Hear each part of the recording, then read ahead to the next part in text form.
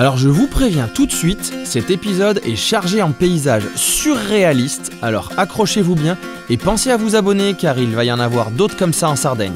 Ce matin, je me lève et je vais directement voir la vue depuis mon balcon. Et là, il me semble qu'il y a un truc particulier avec le paysage. Alors j'envoie mon fidèle moustique investiguer pour moi. Je ne sais pas s'il y a eu une méga teuf dans le coin hier soir, mais apparemment il y a un DJ qui a complètement oublié d'éteindre la machine à fumer. Bah remarquez, ça rend super bien sur les reliefs de la région.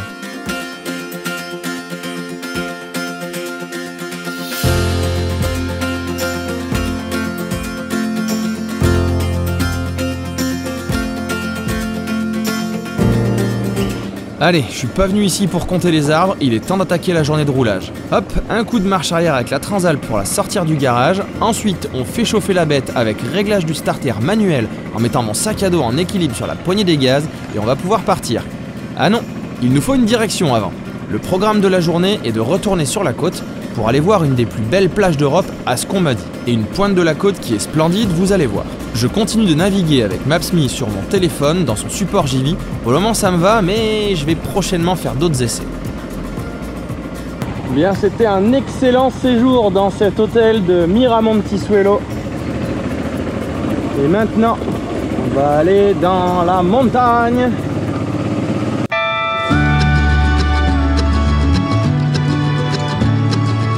Je viens à peine de quitter l'hôtel depuis 3 km que je tombe sur cette superbe route. J'ai choisi de passer à travers les reliefs pour quitter le coin plutôt que par la route principale. Et je crois que j'ai bien fait. Des fois j'ai l'impression d'être dans certains coins cachés d'Ardèche. Je vois qu'il y a pas mal de présence d'animaux, alors je vais être prudent de bon matin. En tout cas, j'ai encore l'impression de découvrir une nouvelle facette de la Sardaigne. Et quand vous allez voir ce qui m'attend dans l'après-midi, le contraste est vraiment impressionnant.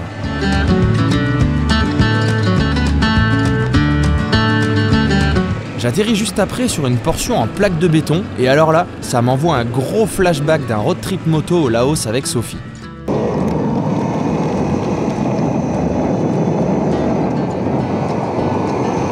Mais c'est une autre histoire. Alors retournons en Sardaigne avec ma petite route qui me file la bonne humeur dès le début de la journée.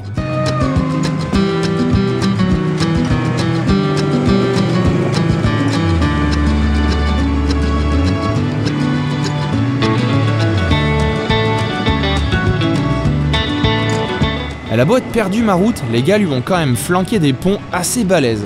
Bon, avec des sorties étroites, mais quand même.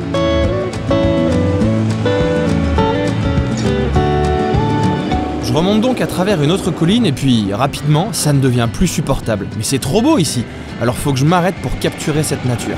Je vous l'avais dit dans l'épisode 1, cette île essaye de me draguer, et faut avouer qu'elle est franchement canon.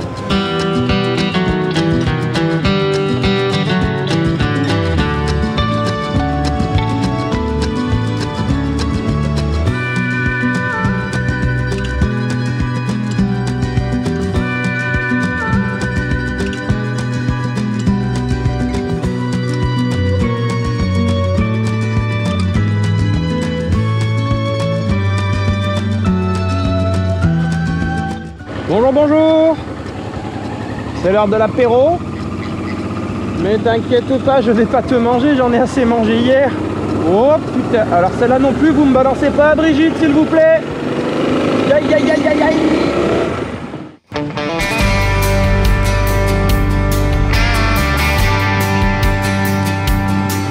Vu que toutes les bonnes choses ont une fin, je finis par déboucher sur des lignes droites. Mais certaines traversent quand même des paysages bien sympas.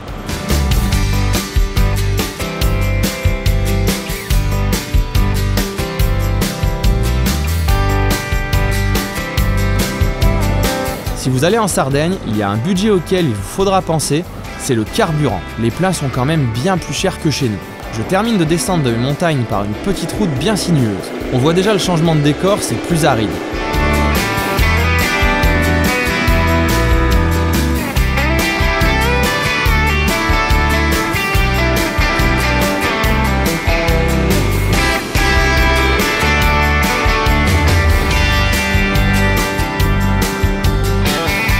Ce qui est drôle, c'est que j'ai beau avoir préparé mon tracé à l'avance, je ne sais quand même pas du tout par quel genre de paysage je vais passer.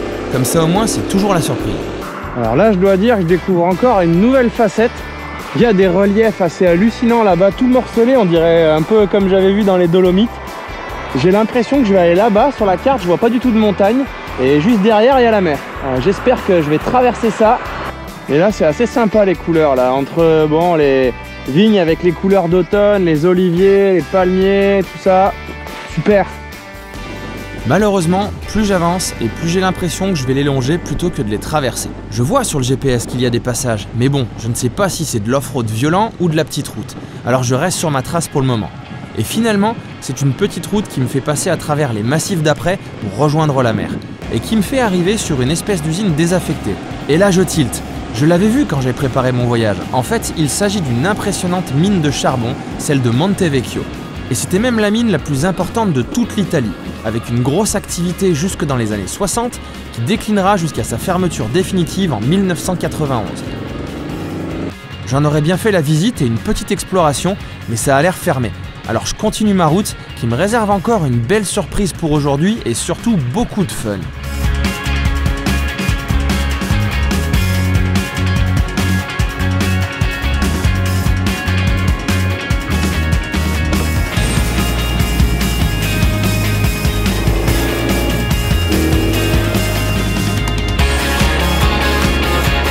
Je repasse sur de la végétation de bord de mer, on se croirait dans l'arrière-pays varois. À mon avis, la mer n'est plus très loin. Ah ben oui, elle est tout là-bas au loin, après les derniers reliefs. Mais alors, je ne sais absolument pas dans combien de temps je vais l'atteindre, quand je vois par où je suis en train de passer. Et puis juste après, deux choix s'offrent à moi. La route normale, ou sur la gauche, la vieille route défoncée. Devinez mon choix.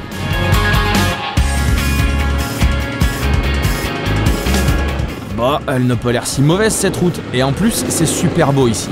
Ouais, sauf que j'ai le GPS qui vient de paniquer et qui m'annonce que ça va être super long. Pff, même plus je te crois toi. Allez roule.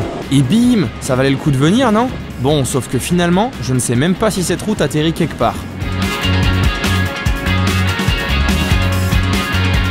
Bon, sur cette petite route, l'état de l'enrobé est vraiment mauvais. À la limite, ça ou une piste caillouteuse, ça passe bien mieux ici. Mais par contre, la vue, quand on arrive d'en haut et qu'on a directement la mer là-bas derrière, c'est splendide.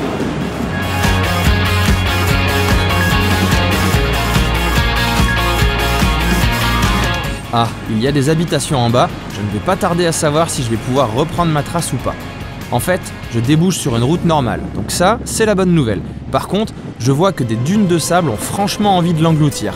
Encore une fois, ça fait-il dans ma tête. Ah oui, c'est vrai, c'est le truc où je voulais faire la pause pique-nique qui s'appelle Dune di Piscinas. Donc si on a tous le même concept de la dune, il devrait y avoir pas mal de sable. Oups.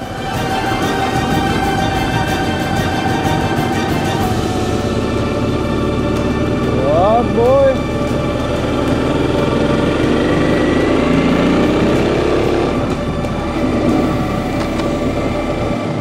Je vais dans un endroit qui s'appelle les dunes. Les dunes des piscinas de dunes ou un truc comme ça. Enfin bon, mais alors à mon avis, c'est vraiment des dunes. Hein. Le sable, il s'est invité, genre, mais de partout là. Truc de malade. Je viens de comprendre pourquoi le GPS m'annonce une demi-heure pour 3,8 km. En fait, c'est de la piste.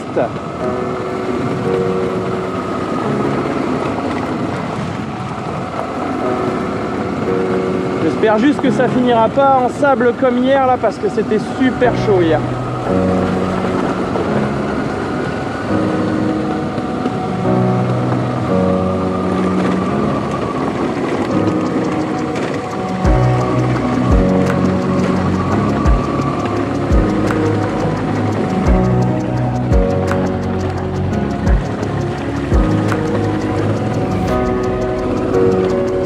Ah bah ça va, ça passe.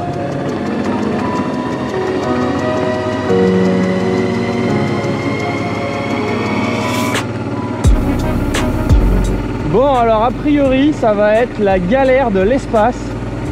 Je sais pas du tout à quoi m'attendre. Je sais pas comment ça va finir, on va bien voir.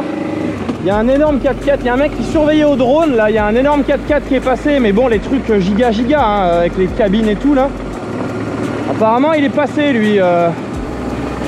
Bon. On va voir, je voudrais pas avoir du sable moi, c'est surtout ça. Bon, jusqu'ici, je pense fortement à Laurent Cochet qui, dans ses vidéos, nous dit « On a croisé des gars qui disent que ça passe pas, du coup, bah, on y va. » Et puis au final, ça passe. Car pour le moment, rien d'insurmontable. La vue étant sympa, j'en profite pour faire une petite photo pour Instagram. Et d'ailleurs, au passage, vous me suivez sur Instagram? Si ce n'est pas le cas, hop hop hop, on y va. Et puis si vous n'avez pas Instagram, bah même réponse.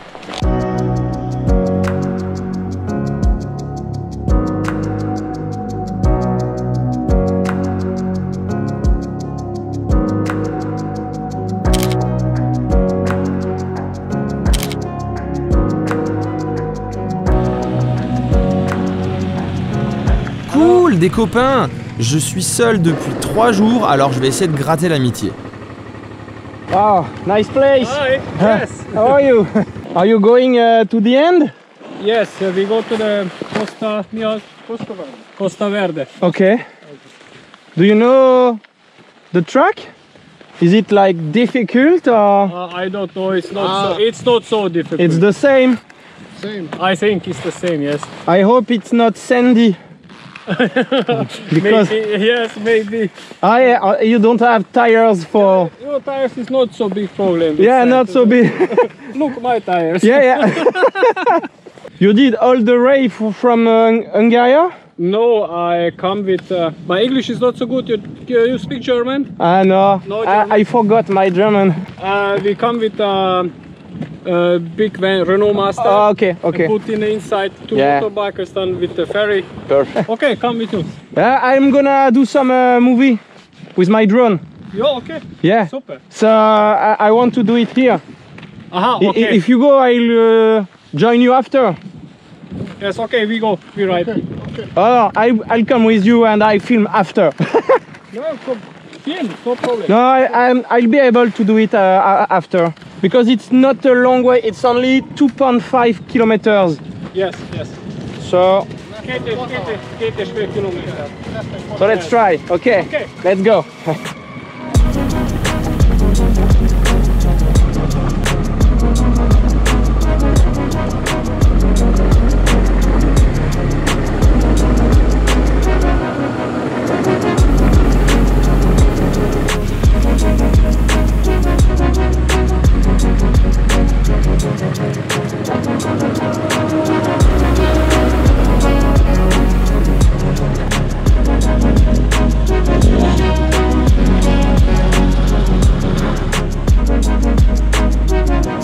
On rejoint rapidement la piste principale pour l'accès à la plage, et au final, tout ce passage off-road était bien fun et pas très difficile, bien que je sois un gros débutant. Je pense que j'ai bien fait de mettre cette plage dans mon itinéraire. L'endroit est super beau. Bon ben voilà, enfin la plage des dunes, qui est réputée pour être une des plus belles de l'île. Et franchement, par là où je suis passé, l'accès il se mérite. C'était pas le plus simple, il y a pas mal de voitures qui ont rebroussé chemin, il fallait un bon 4x4 pour passer. Mais en moto c'était génial, là, avec la Transal c'était super. Avec mes potes hongrois là, parfait. Du coup ben la suite, petite pause casse-croûte, un petit café dans l'endroit qui a l'air bien sympa là-bas, le petit bar là. Et puis après j'ai encore un grand bout de piste pour aller voir une autre plage qui va être complètement de l'autre côté. Et après, bah, va falloir aller à l'hôtel. Et il y a encore pas mal de chemin. Hein.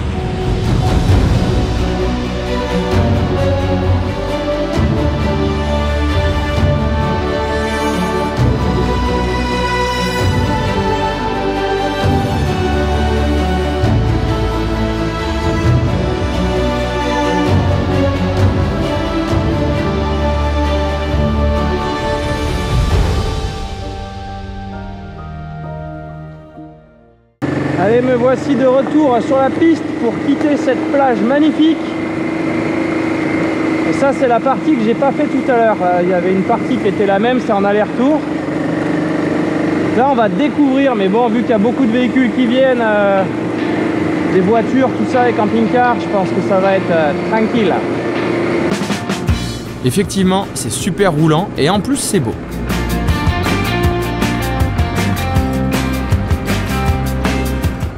Pas trop ce que c'est cet endroit.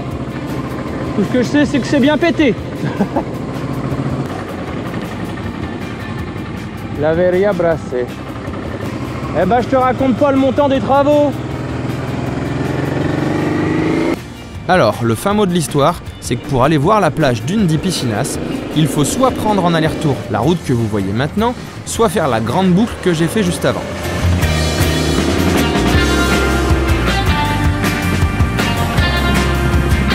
Ah, pas de trompette ici les gars, attention hein. Bam. Bravo. Excellent. Ah, on avait dit pas de trompette. Tut. Parle, le mec s'il fait sa sieste, il doit faire des bonds dans son lit à chaque fois. Quand je vous dis que les paysages n'arrêtent pas de changer, je n'exagère rien du tout. Regardez bien ce plan, et maintenant celui-ci, qui est 30 secondes après. Ces montagnes viennent juste de surgir au loin. J'adore la Sardaigne.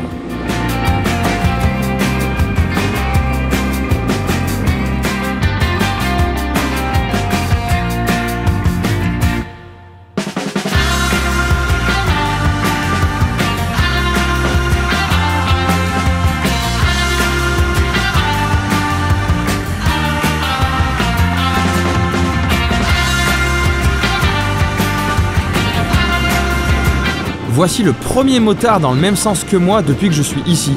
Du coup, je vais essayer de le suivre un peu. Surtout que nous arrivons sur une très belle portion de route.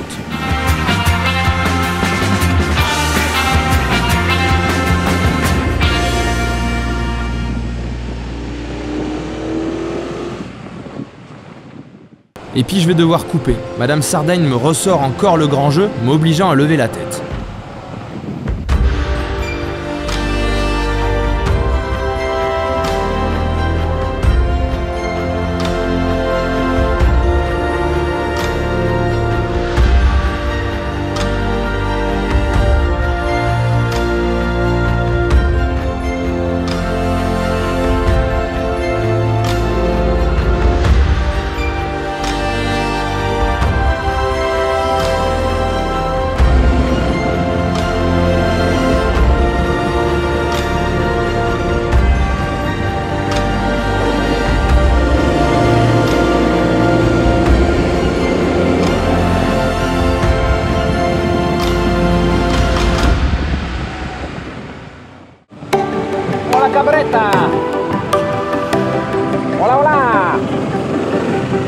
Une fois arrivé au niveau de la mer, je prends la direction du Capo Pecora qui semblait sympa. Et comme la Sardaigne, c'est génial, pour y aller, je vais avoir le droit à une route magnifique.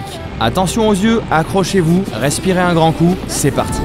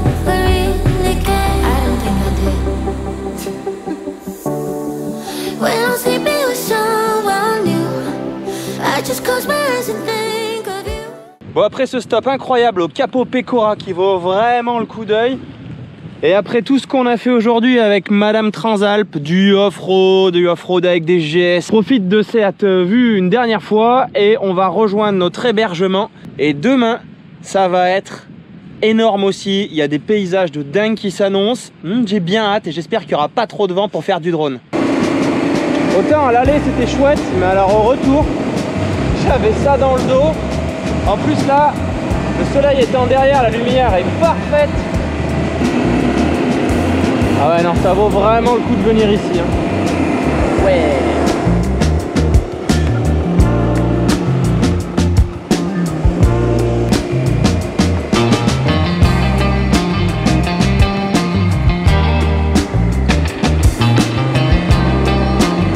J'aime bien le concept du paysage avec la plage, le sable et juste derrière les montagnes, de la verdure partout. On pourrait presque croire qu'on est dans une île exotique là, ça fait vraiment... Je vais pas me rajouter 3 cocotiers en bas là et c'est bon, on y croit. Ah, tant qu'à faire, mettez-moi un Mac au milieu, puis préparez-moi une pina colada, j'arrive. Grazie mille.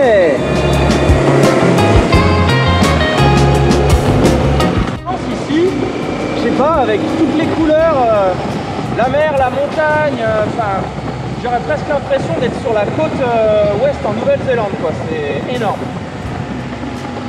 Vraiment, c'est super chouette. Stop. Grazie.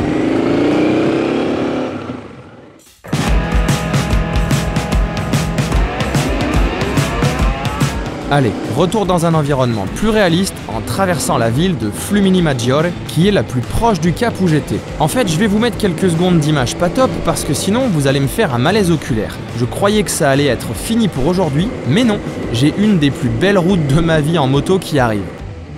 Du coup là, quand je vois ça, ça va être excellent.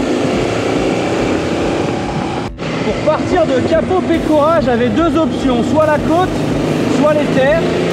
J'avais préféré les terres quand j'avais programmé tout l'itinéraire, mais comment je suis content.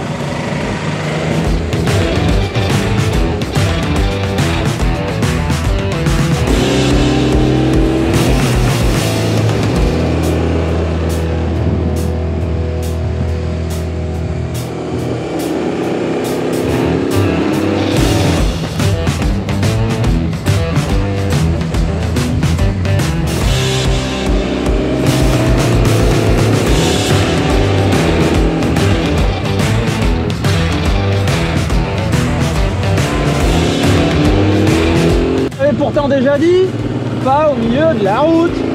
Oh. Pas Brigitte, je l'ai dit aussi, pas Brigitte. Je sais pas jusqu'où ça va continuer à grimper comme ça, mais à mon avis là-haut il va y avoir une petite vue. À pas piquer les cantons. Ah bah voilà, Passo Genaboghe. Ah, c'est une blague l'expression hein. Ok. Oh, du off-road en panda, mec. T'es un fou. Ah, t'es une folle. Oh yeah.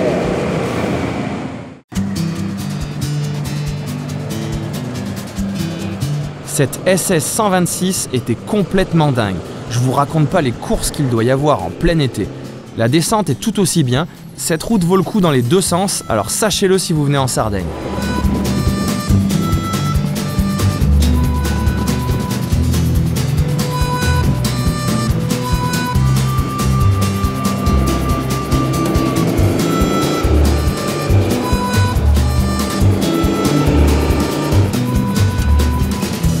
J'arrive à la fin de cette journée absolument géniale en tout point, et cerise sur le gâteau, ça ne va pas s'arrêter ici.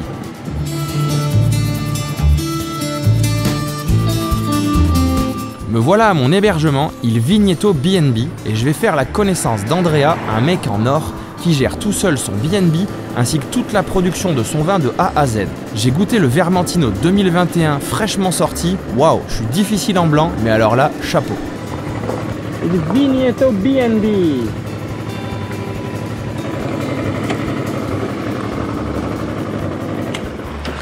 Waouh.